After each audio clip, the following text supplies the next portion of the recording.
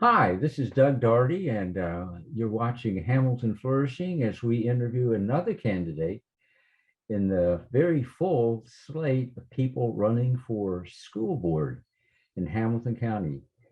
And we think that these are the most important races going on in the county. Why? Well, first of all, there's 44,000 children, K through 12 in the system. Uh, it's the biggest employer in Hamilton County, one of the biggest, over 6,000 employees. The budget is about $450 million. Then there's the bond budget that goes to the schools, but it actually shows up on the county budget. So it's about a $500 million operation. And then there's all these people who are employers who are looking for young people to come out of school and be ready to work. So that's the thing that's important. And then there's all the hopes and dreams of all these young people, these who are looking to their education that will in fact nurture them and educate them in part for their life.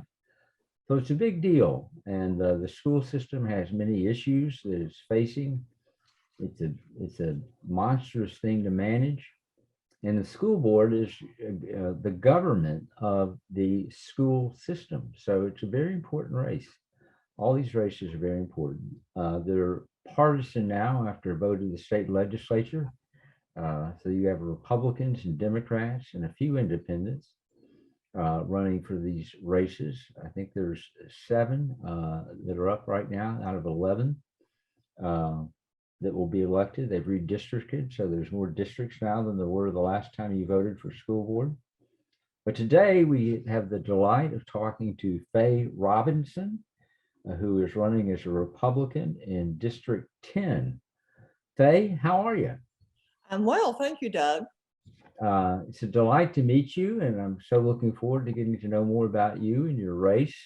Faye, tell us a little bit. Are you from Chattanooga? I am not. I grew up in Middle Tennessee, about 45 miles southwest of Nashville, in a small community called Bon Aqua. Called what? Bon Aqua I've means never heard of that. it's close to Dixon, Tennessee. Oh, well, I kind of know where Dixon is, but I've never heard of the other. But so you're a small town girl. I'm a small town girl and I was educated in public schools. What brought you to Chattanooga? Like so many people, my husband was transferred to Chattanooga and we just remained. Yeah, yeah. Well, great. And what did you do? Are you a working woman or what do you I'm do? a retired insurance agent. I am a former co-owner of Robinson Thompson Insurance Agency, and I know what it's like to meet payroll and manage employees. Oh, well, good, good. A small business person. That's great. I'm assuming it was not a large place. Um, so you're in District 10. Can you tell us what District 10 covers? Not by precinct, but just general area? Yes, part of Ottawa, all of Collegedale, Appleton, Silverdale, and a little bit of East Brainerd. A little bit of East Brainerd, okay. And do you remember what schools are in your district? Yes, the Ottawa Middle, well, Ottawa Elementary, and Ottawa High School, Wolf Teever, which is on Ottawa Ringo Road, and Bess T. Shepherd as well. Okay, so you've got 5 schools in your district? Actually, there's 2 private schools, St. Nicholas and Collegedale Academy. Okay, okay. So that's District 10, and thank you for that information. Faye, tell the folks that are watching why you're qualified to serve on the Hamilton County School Board. I just have a passion for education, and I've been working with Tennessee Achieves for 4 years. That's an organization that helps seniors transition from high school to higher education. Hmm. And I am a true conservative. I want very much for conservatives to be on the school board. I'm for local government, less federal government. I'm for fiscal responsibility. I am for upholding the Constitution. And I think that's a great foundation that our community has worked for our community, and I want it to continue. Good for you. Good for you. Um, Going back to the big picture, um, or going to the big picture, we're not the biggest school system in the state, but we're one of the biggest, and it's large by any measure. But what do you think are the challenges that face the whole system? What do you think are the top challenges facing Hamilton County Department of Education? The biggest concerns that I have heard, I'll say the top 5 I have heard, is students not reading on grade level. Right. By the same time, as bad as it is, we outpace the larger counties in Knox, Shelby, and Davidson. So I think our administration needs to have a big accolade for at least scoring that high. But due to COVID, we've got a lot to reassess. Is the reading level low because the teachers have not been taught how to teach students to read? And I also hear the behavior problem. People are concerned about that. Also, the reevaluating the pay structure for teachers, as well as the very important essential workers. Of course, the critical race theory is a big concern of most people. And while Tennessee is one of the states who has voted not to teach it, it's my understanding it's been slipped in teaching materials. And then, of course, the obscene material in the media, as well as the books in the library. And elected leaders are entrusted to evaluate what's being in the books. Good. Keep going. I'm just making a note. Well, and Tennessee House of Representatives just voted this week to describe the media obscenity as community standards or community norms. And that in turn has gone to the Senate floor to be voted on. So there is help on the way, I believe. Of course, what some parents might consider age appropriate for their 6-year-old, someone else might not consider it age appropriate for a 16-year-old. Well, that's policy issues on things like that, or that's what you're paid the big dollars to do. So hard, difficult calculus to figure out, and sometimes it is hard to discern. Yeah, it is. I mean, when you've got one group on one side saying we want this, and another group on the other side saying we don't want this. I mean, we've got moms for social justice.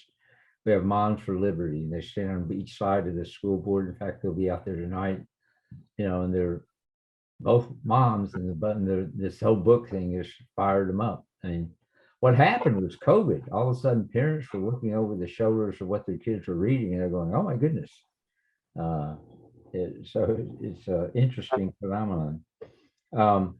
So those are the big kind of picture ideas. You talked about why you're qualified.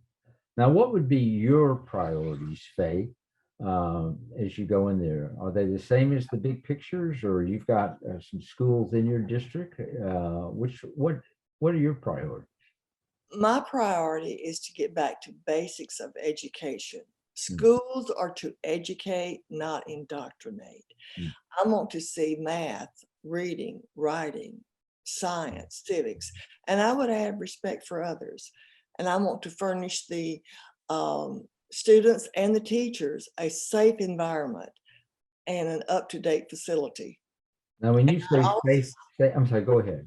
And also, with the third thing that I would like to emphasize is financial responsibility, fiduciary responsibility, fiduciary literacy, teaching children the importance of money management, opening a bank account, maintaining a bank account, how to fill out a loan application.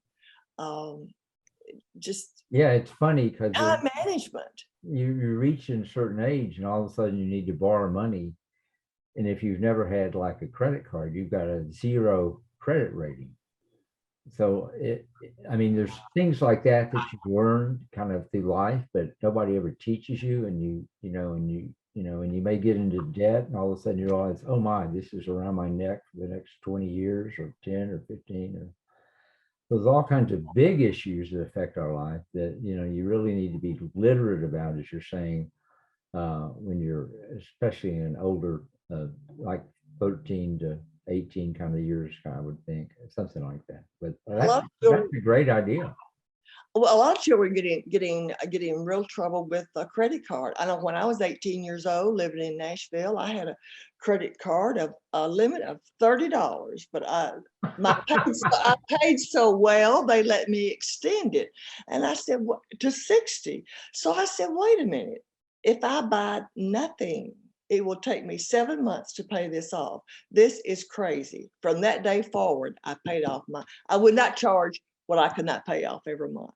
Well, what I'm speaking of about the 0 credit is, a few years ago, my wife, and we're a little bit up in years, we decided we needed some money. Something had happened with somebody in the family, and so we decided, well, let's take a loan out on my wife's name instead of mine.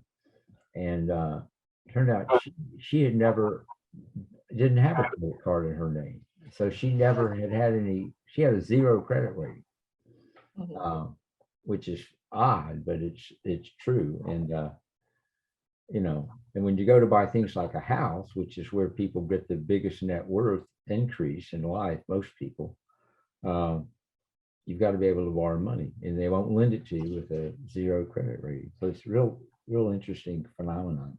And may Oh, I add that your auto and home insurance rates for your insurance, that's part of the equation, is a good credit record. yeah, I mean, people never think of these things till they run into them. And so I love the idea of the financial literacy. I think that's terrific. Um, so those are your priorities. Let me ask you one question. You talked about safety.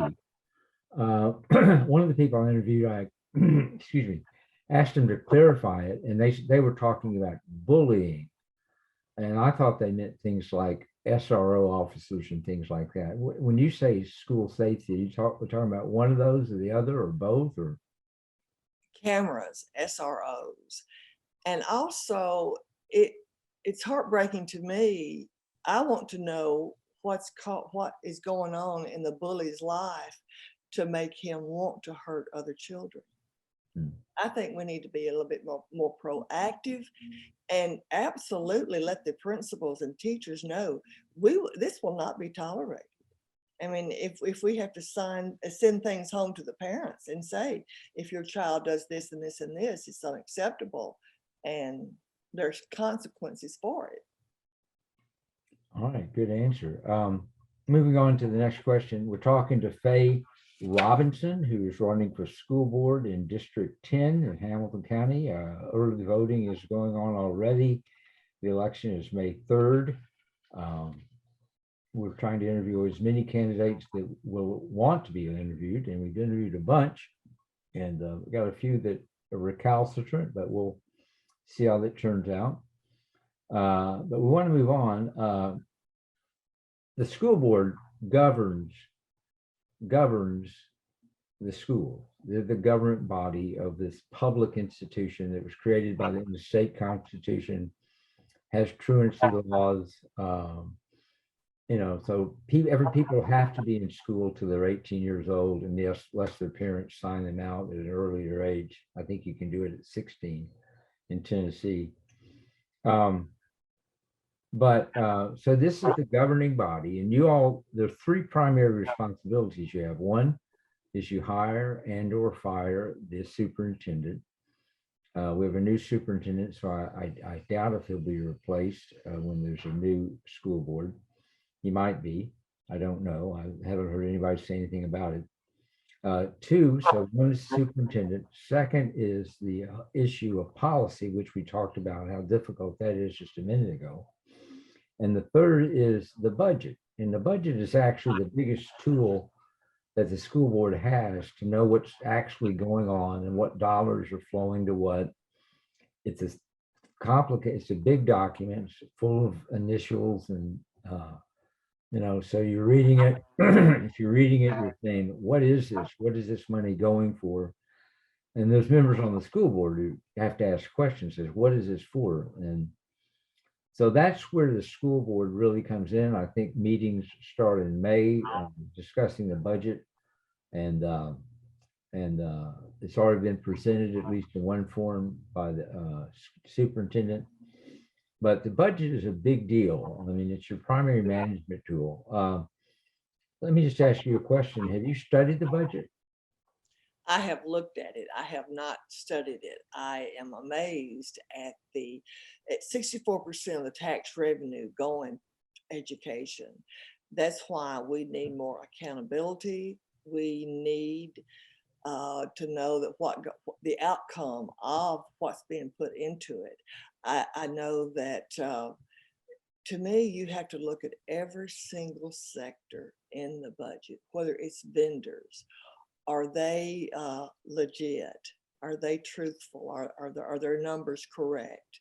There's just so many ways. And restructuring special needs teachers, or teachers who have higher education themselves. And as I understand it, the low performing schools, there are incentives for teachers to go there. So there's just so much that has to be looked at and reevaluated. Yeah, it's a complex system. I've been following it for years now, and it's a complex system. And my own opinion is that it's not very transparent. So, I mean, trying to get information out of the school system is like trying to open a can with a toothpick. It's really hard to do. That's my What opinion. answers have they given you for not being transparent? Pardon? What answers have they given you for not allowing the community to have more transparency? Well, it's a good question. I've tried to get them to answer how they get the graduation rate when the failure to enter is about 38% of them are ready for work, but they have graduation rates in that low 80%. And it doesn't make any sense to me at all. I mean, and I can't get anybody to explain that to me. I've asked many times. But let me ask one last question. So you've looked at the budget. You sound like you're a lady who's familiar with budgets.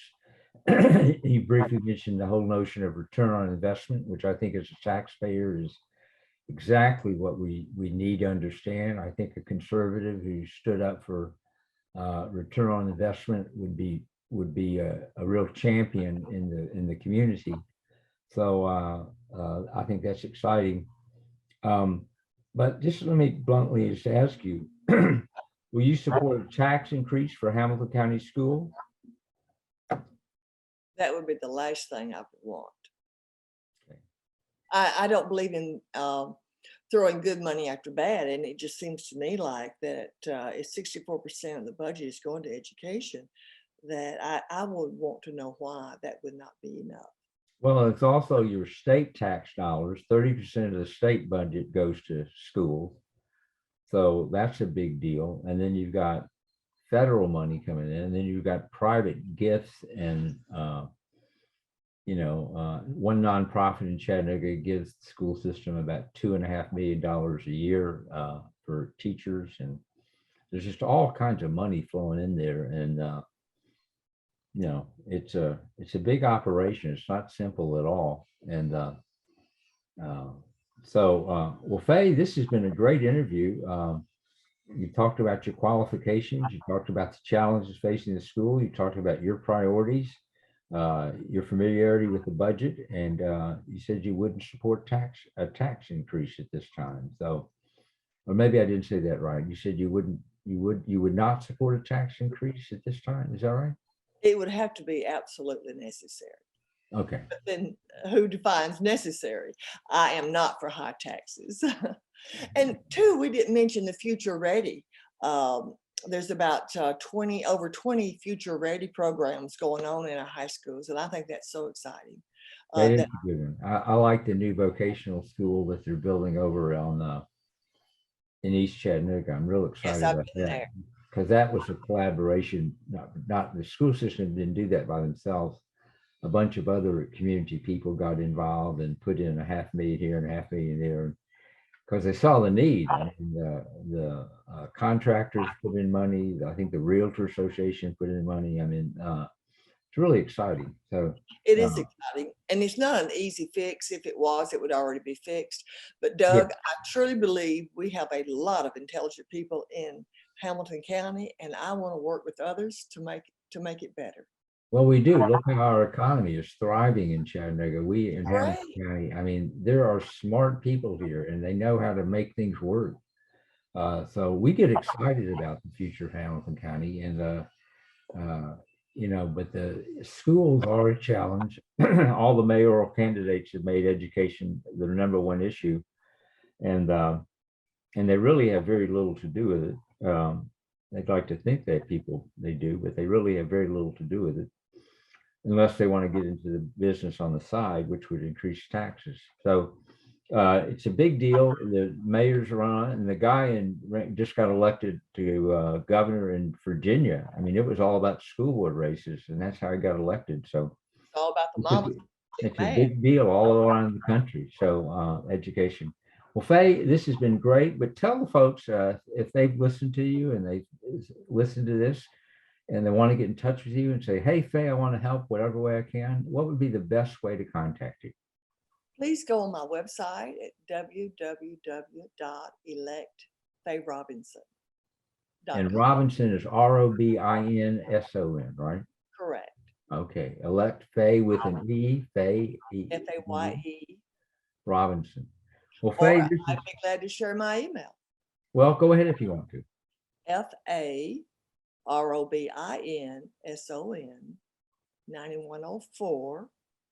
FAROBINSON9104@gmail.com.